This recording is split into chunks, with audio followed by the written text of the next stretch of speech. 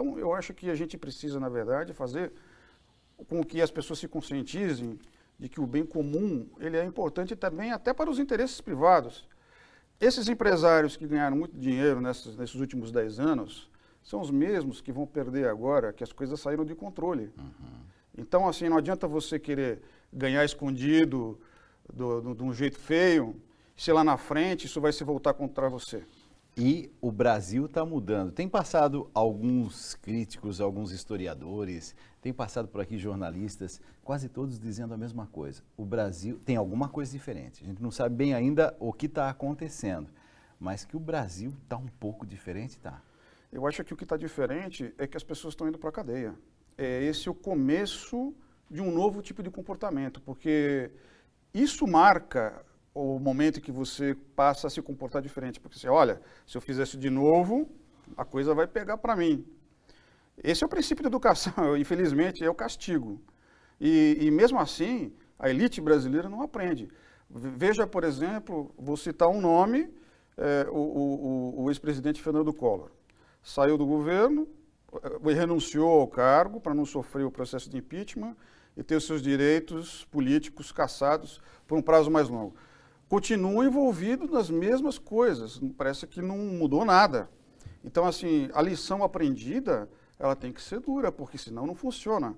Então, eu acho que a primeira coisa que está acontecendo no Brasil, que é diferente, é que a gente está vendo o pessoal ir para a cadeia. Políticos, por exemplo. Políticos, empresários. Por exemplo. Empresários, porque não existe só o corruptor, existe o corrompido, é uma simbiose, né? Partidos que faziam discurso purista e no governo se comportam de um jeito pior, ou no mínimo igual aos antecessores. Toda essa rede, né, que é construída de interesses e que se usa o poder político para obter favores. Então, eu acho que isso aí está na hora de terminar. E o Brasil vive de algumas farsas, elas não estão só nos livros escolares. Uma das nossas farsas é acreditar que nós somos um país jovem e que os nossos erros são porque o Brasil começou há pouco tempo. Mentira!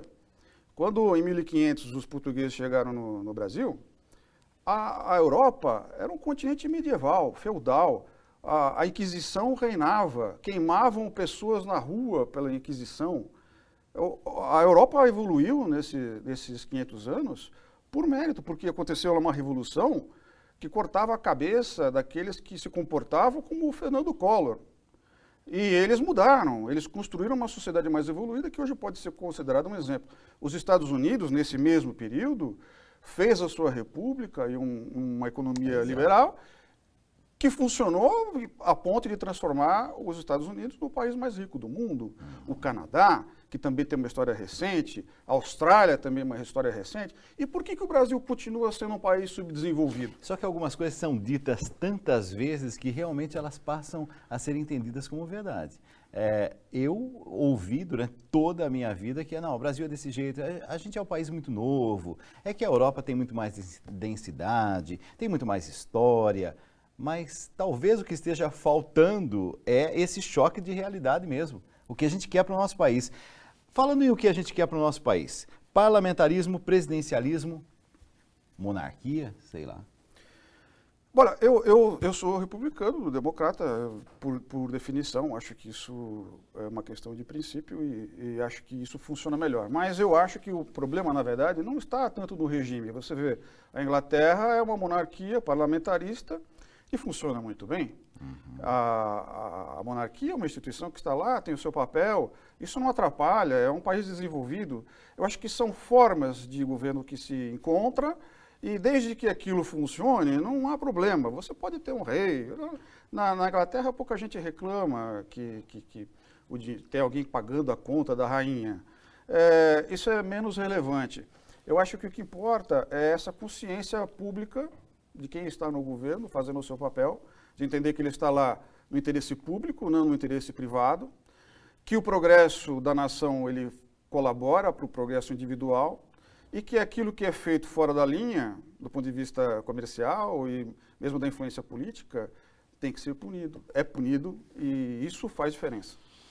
Thales, terminar esse nosso encontro, mas assim, o olhar de um jornalista, diante da realidade que a gente vê, diante da república que a gente tem, diante da situação política que a gente vive, o olhar do jornalista, por onde é que a gente começa a mudança? Ou o caminho que a gente está começando a mudança, está sendo o caminho certo?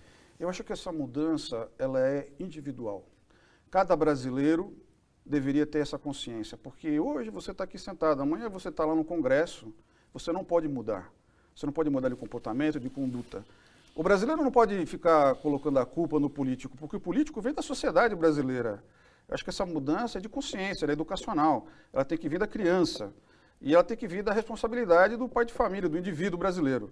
Então, acho que tudo isso que está acontecendo, essa mudança, a cadeia, a mudança de mentalidade, ela tem que ser praticada e isso depende de cada um. Eu quero te agradecer, Thales Guaraci, autor de vários livros, entre eles A Conquista do Brasil, 1500, 1600. Ele disse assim, não, nem precisa mostrar o livro, precisa mostrar o livro sim. Olha, um dos melhores livros de história que eu tive contato. Você mudou o meu jeito de olhar a história. Por isso que eu quero, assim, em rede nacional, agradecer. Parabéns pelo seu trabalho. E obrigado por ter vindo. Eu que agradeço.